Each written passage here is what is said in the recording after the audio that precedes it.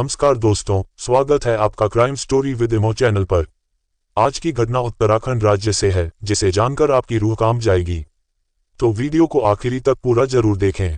3 जून 2023 को उत्तराखंड की राजधानी देहरादून के क्लेमेंट टाउन थाना क्षेत्र में एक व्यक्ति ने पुलिस को फोन करके बताया कि उनके पड़ोस के एक मकान से बहुत गंदी बदबू आ रही थी। ये बदबू धीरे धीरे बढ़ती जा रही थी।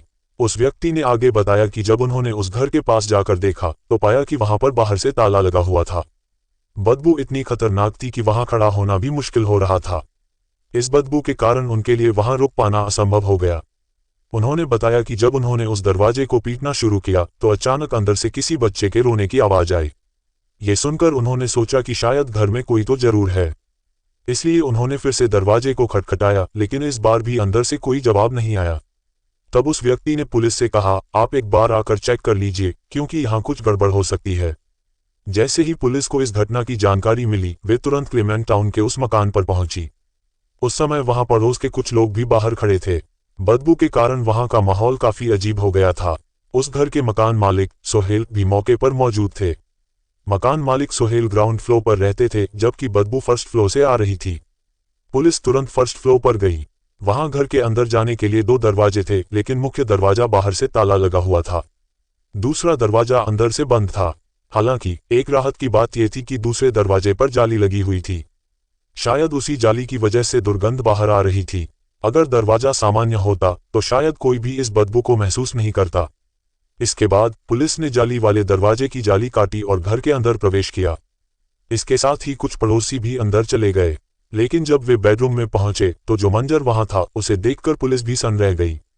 वहां पर मौजूद पड़ोसियों की हालत भी खराब हो गई, क्योंकि उस कमरे के अंदर फर्श पर 2 लाशें पड़ी हुई थीं। पहली लाश एक पुरुष की थी और दूसरी एक महिला की। दोनों शवों की हालत बहुत खराब हो चुकी थी। ऐसा लग रहा था कि वे शव पिछले कई दिनों से वहां पड़े हुए थे। दोनों शवों से काफी खून निकल चुका था, जो उनके नाक और गले से बहकर पूरे फर्श पर फैल गया था। खून सूखकर काले रंग में बदल चुका था। शवों पर कीड़े भी रेंग रहे थे। लेकिन तभी अचानक उनकी नजर एक ऐसी चीज पर पड़ी जिसे देखकर वहां मौजूद सभी लोग हैरान रह गए। उन दोनों लाशों के पास एक नवजात बच्चा पड़ा हुआ था। बच्चा जीवित था, लेकिन उसकी हालत भी बहुत खराब थी।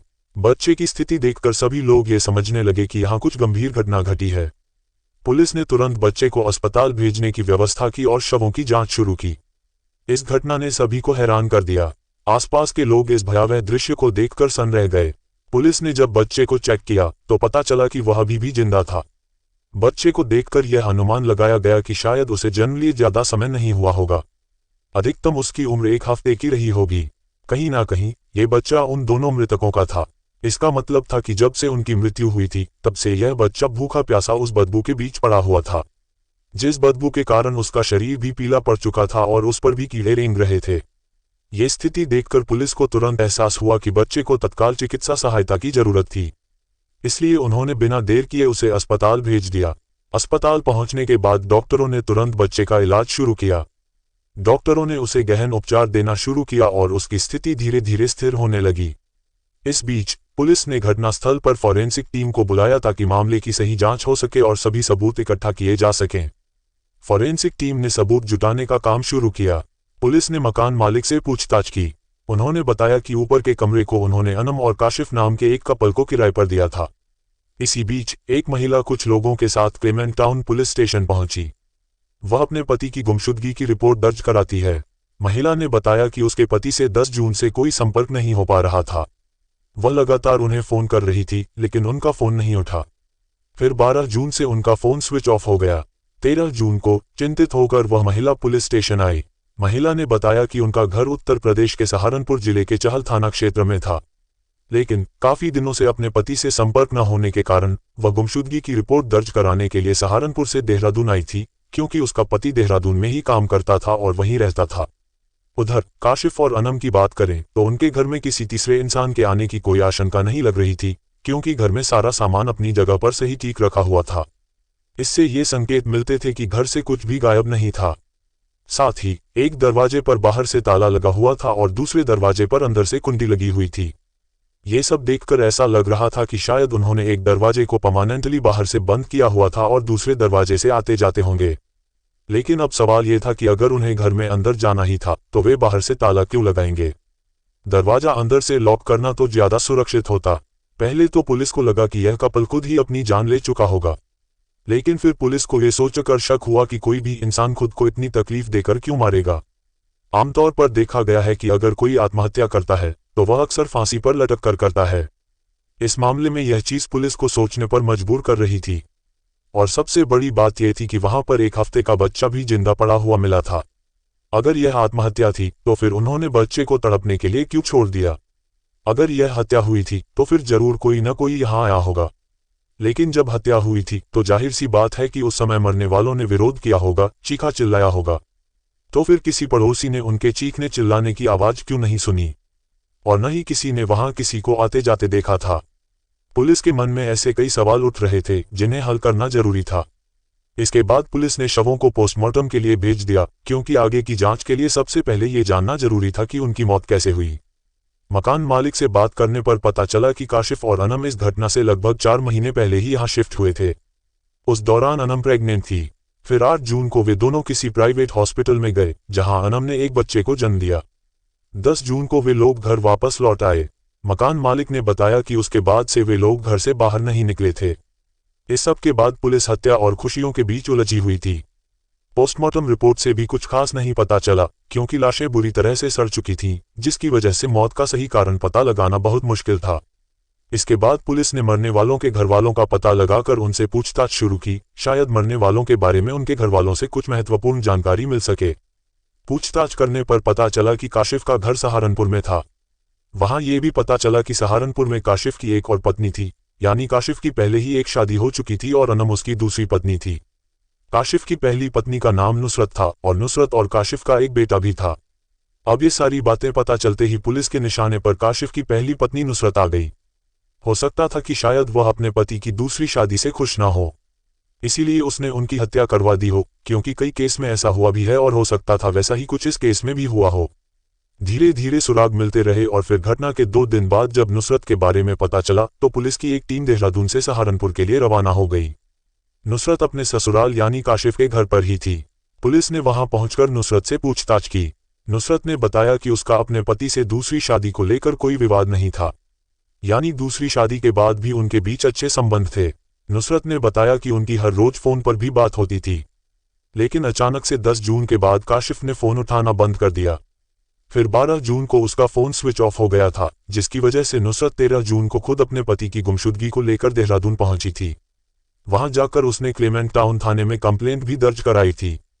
पुलिस ने कंफर्मेशन के लिए थाने में चेक करवाया तो पता चला कि सच में नुसरत ने कंप्लेंट दर्ज कराई थी। इसके बाद पुलिस ने नुसरत का फोन भी चेक किया, उसकी कॉल डिटेल्स भी देखी गई। गहरी छानबीन करने पर पता चला कि नुसरत के सारे बयान सही हैं, यानी पहले भी उसकी अपने पति से हर रोज बात होती थी और उसने अपने पति को फोन न उठाने की वजह से कई बार उसे कॉल भी किया था। काशिफ के पिता मोहसिन का भी यही कहना था कि उनकी बहू अपने पति के साथ ऐसा नहीं कर सकती, क्योंकि उन दोनों का तो एक बेटा भी है। पति के कत्ल के बाद अब उनका क्या होगा, क्योंकि उनके लिए वही कमाने वाला था। काशिफ जेसीबी और क्रेन ऑपरेटर था, वह देहरादून में काम करता था। पूछताछ और छानबीन करने के बाद पुलिस ने नुसरत को क्लीन चिट दे दी और उसे शक के दायरे से बाहर कर दिया। इसके बाद पुलिस काशिफ के पड़ोसियों से भी पूछताछ करती है। पुलिस अब ये जानने की कोशिश करती है कि आखिर काशिफ की जिंदगी में कौन कौन सी प्रॉब्लम्स थी, या फिर किसी से उसकी कोई दुश्मनी तो नहीं थी।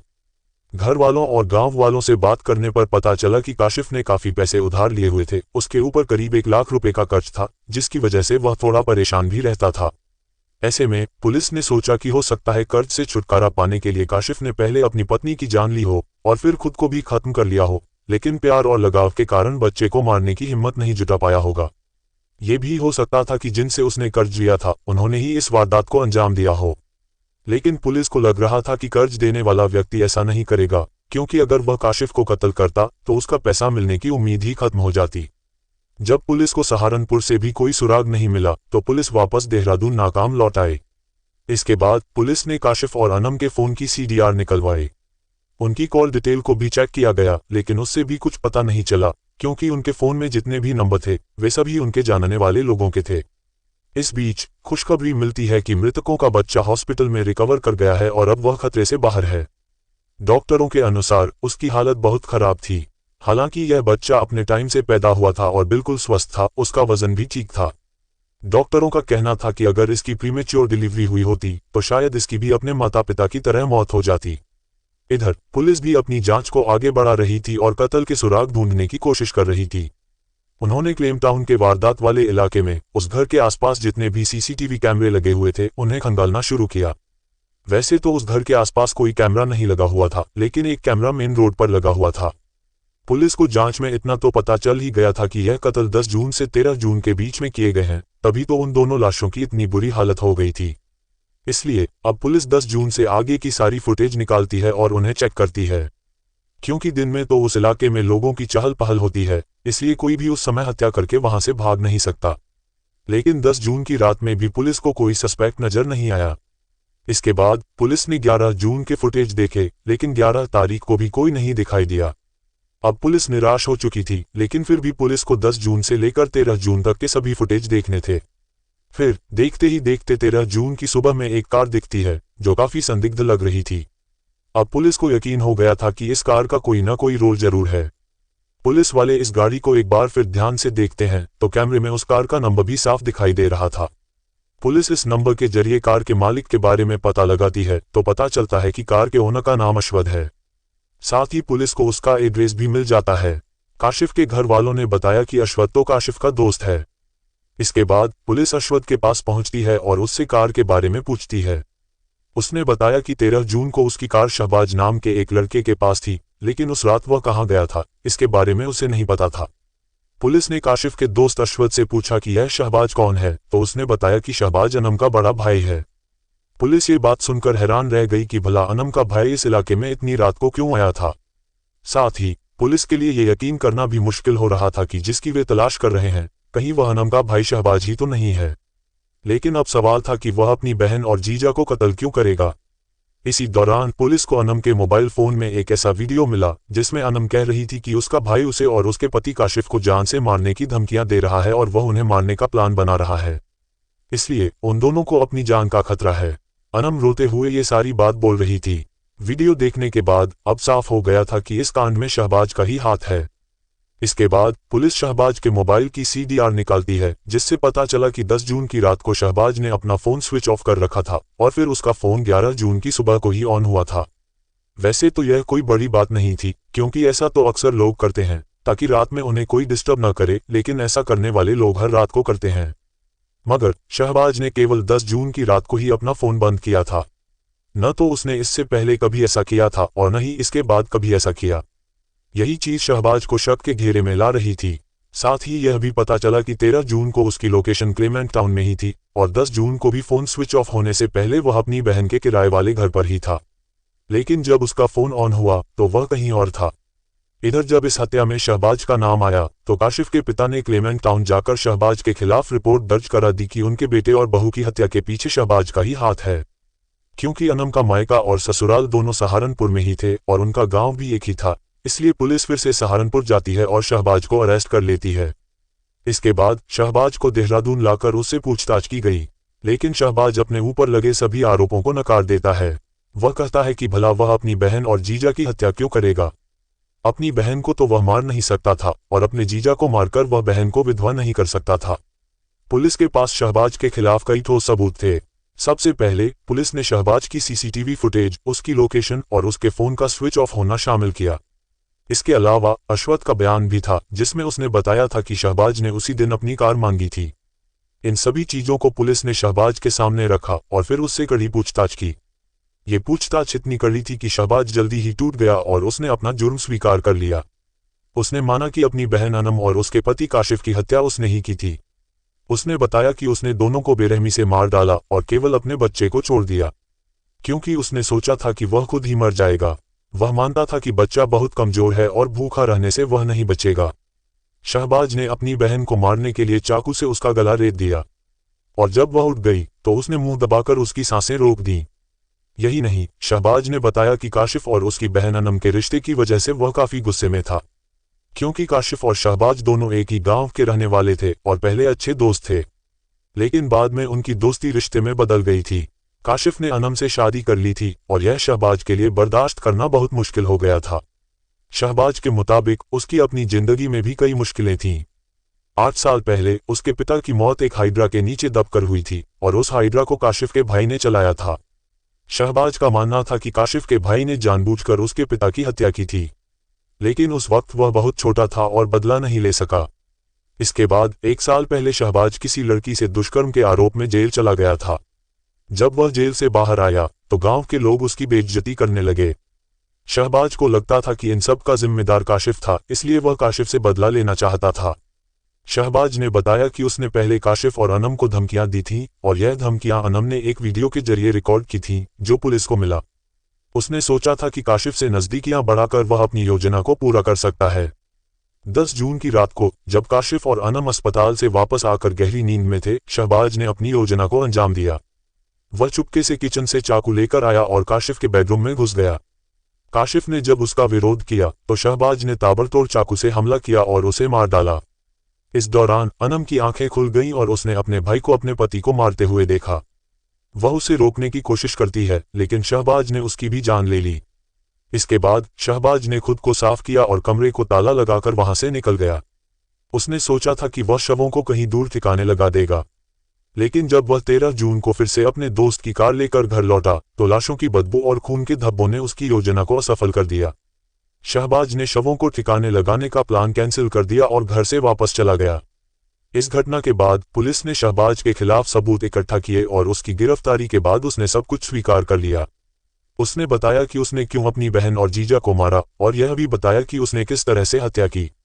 पुलिस ने उसकी सीसीटीवी फुटेज, लोकेशन और फोन रिकॉर्ड्स के आधार पर उसकी पहचान की।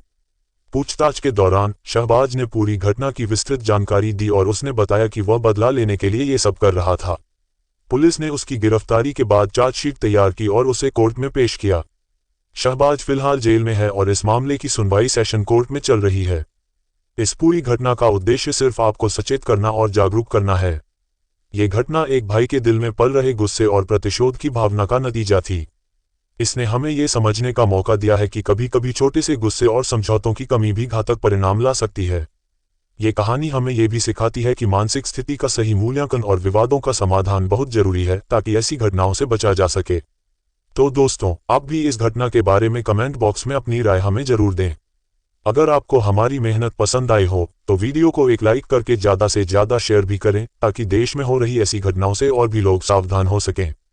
अगर अभी तक आपने हमारे चैनल को सब्सक्राइब नहीं किया है तो हमारे चैनल क्राइम स्टोरी विद इमो को सब्सक्राइब कर लें। धन्यवाद।